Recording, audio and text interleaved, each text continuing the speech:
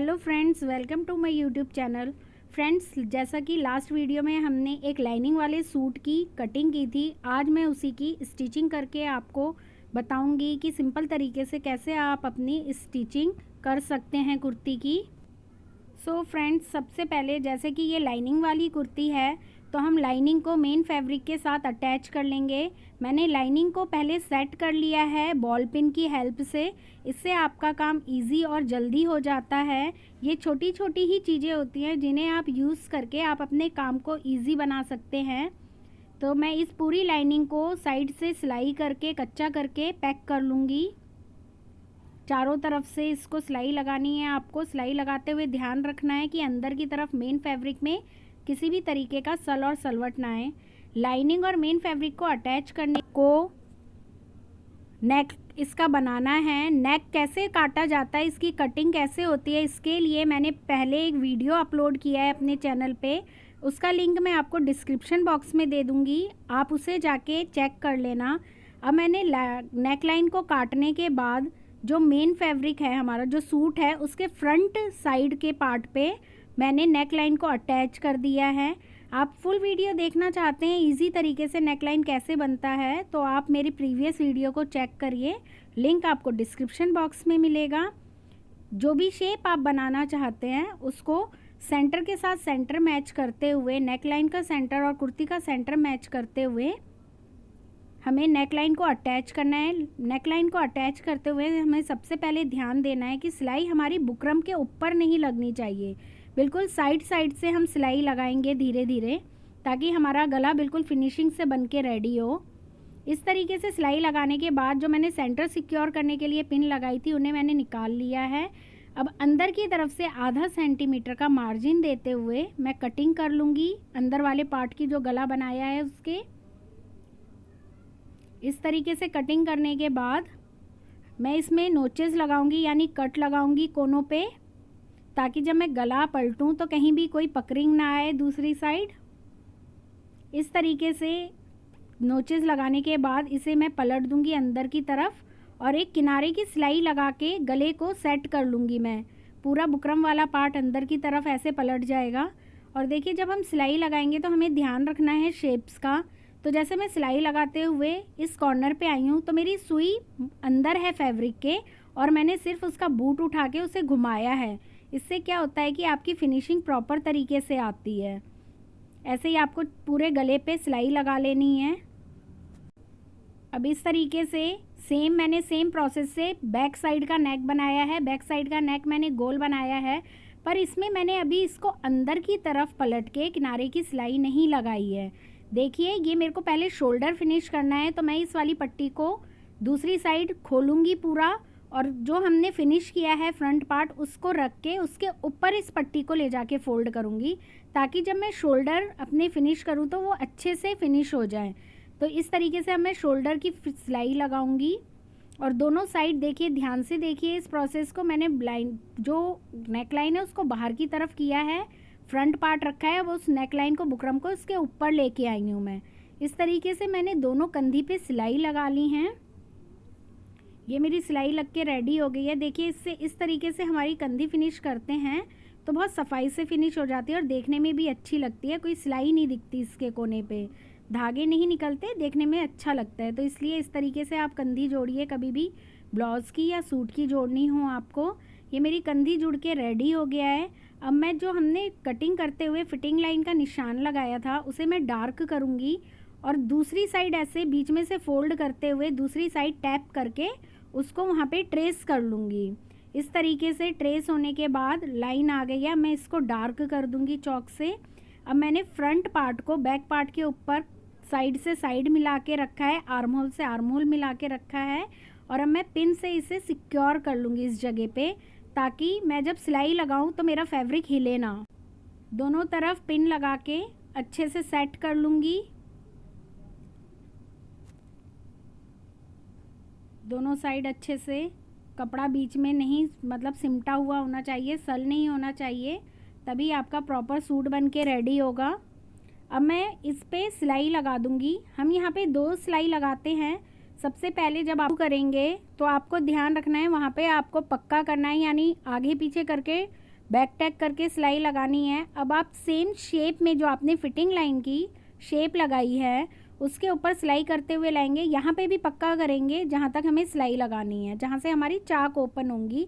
अब हम क्या करेंगे, यहाँ से ऊपर की तरफ एक पैर का मार्जिन लेते हुए पूरी सिलाई के साथ साथ एक सिलाई लगा लेंगे और ऊपर आके आर्म होल वाले पॉइंट पे बिल्कुल हम वहाँ पे जाके उसी सिलाई पे इसे मिला देंगे जहाँ से हमने सिलाई शुरू करी थी।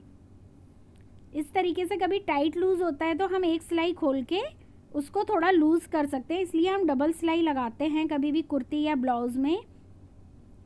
सेम इसी तरीके से दूसरी साइड भी मैं सिलाई लगाऊंगी। जहाँ से सिलाई लगानी शुरू करूँगी मैं वहाँ पे पक्का करूँगी आगे पीछे करके और ऊपर तक बिल्कुल उसी शेप में जो हमने मार्किंग करी है उसी के साथ साथ सिलाई लगाते हुए लाके आर्म होल वाले पॉइंट पे, लास्ट पॉइंट पे यहाँ पे भी पक्का करके सिलाई को फिनिश करूँगी।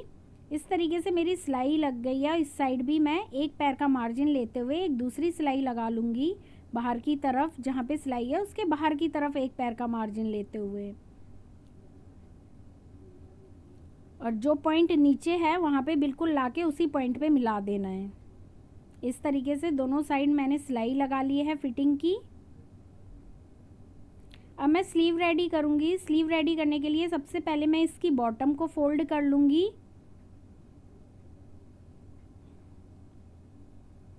दोनों स्लीव की बॉटम फोल्ड करने के बाद हमें जितना स्लीव की गोलाई यानी ओपनिंग चाहिए उतना मार्क करेंगे इस पार्ट पे।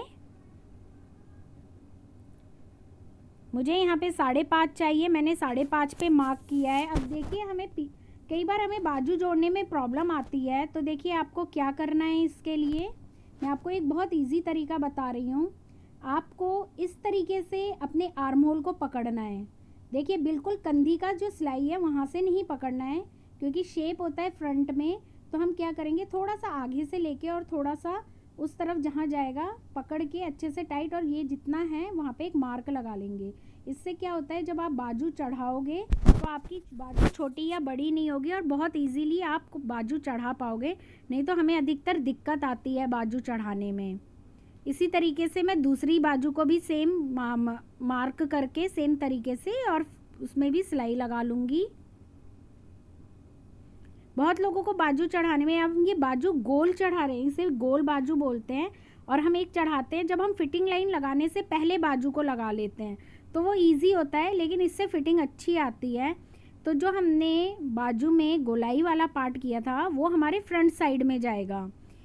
आप पूरी मेरी कटिंग की वीडियो अच्छे से देखना, तभी आपको ये स्टिचिंग समझ आएगी। इस तरीके से अंदर की तरफ रखूँगी, बाजू को सीधा किया है और कुर्ती को उल्टा किया है, और इसके अंदर इसे डाल के और अब इसमें गोलाई में सिलाई लगाऊंगी। मैं पूरा ऑलराउंड सिलाई लगाऊंगी इसको। इससे क्या होता है, इस तरीके से स्लीव जोड़ने से आपकी फिनिशिंग बहुत अच्छी आती है।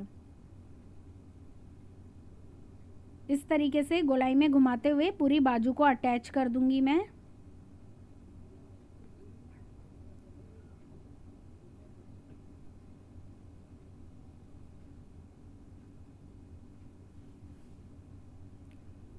धीरे धीरे घुमाते हुए लगाना है ताकि आपकी बाजू में कहीं पकड़िंग ना आए और सिलाई में कपड़ा ना दबे और अच्छे से बिल्कुल सिलाई लग जाए। मैंने 2 बार सिलाई लगा ली है ताकि ये अच्छे से पक्का हो जाए।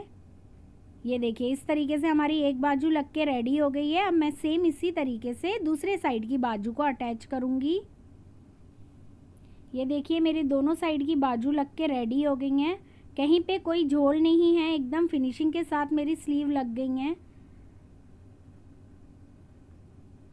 अब ये मैंने एक पट्टी बनाई है, इसको मैं लगाऊंगी यहाँ पे कंधी वाली साइड पे। इसमें टिच बटन लगते हैं जिसे हम स्नैप बटन बोलते हैं, टिच बटन बोलते हैं, वो लगाने के लिए ये पट्टी लगाऊंगी।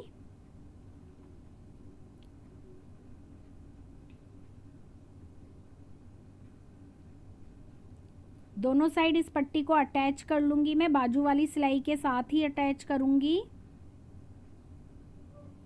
बाद में इसे ऐसे यहाँ पे बटन लग जाएगा, टिच बटन बाद में। अब हम इसकी बॉटम की और साइड की जो चाक हैं उसको फोल्ड करेंगे, बाद में उसमें तुरपाई होगी तो ध्यान दीजिए। इसे जहाँ पे हमने फिटिंग लाइन लगाई है वहाँ से चाक को इस तरीके से लेना है कि कपड़ा बिल्कुल प्रॉपर मुड़ जाए उस सिलाई के अंदर। इस वाले स्टेप को अच्छे से देखना, इस तरीके से लेना है हमें कि कपड़ा पूरा जो सिलाई है उसके साथ नीचे तक फोल्ड होगा। ऐसे करके हम इसे तुरपाई के लिए फोल्ड करेंगे। फोल्ड करते हुए आपको ध्यान रखना है कि नीचे की साइड कहीं भी झोल नहीं आना चाहिए। हाथ से सेट करते हुए 5 नंबर का बखिया लगाएंगे हम पूरी चाक में, ताकि आप बाद में आराम से उस पर तुरपाई कर सकें। और इस पॉइंट पे जो फिटिंग्स की सिलाई है, इस पॉइंट पे आपको कपड़ा पूरा जो है वो अंदर की तरफ लेते हुए उस पर सिलाई लगानी है 5 नंबर की, तभी फिनिशिंग से चाक बनेंगे आपके। यहाँ तक आपने इस तरीके से सिलाई लगा दी। चारों तरफ की चाकों को हम इसी तरीके से रेडी कर लेंगे तुरपाई के लिए। ये इस तरीके से तुरपाई के लिए चाक रेडी हो गया और मेरी कुर्ती बनके रेडी हो गई है। देखिए कहीं से भी बिल्कुल झोल नहीं है, प्रॉपर एकदम स्टिचिंग हुई है। इससे कुर्ती की स्टिचिंग होके कुर्ती रेडी हो गई है।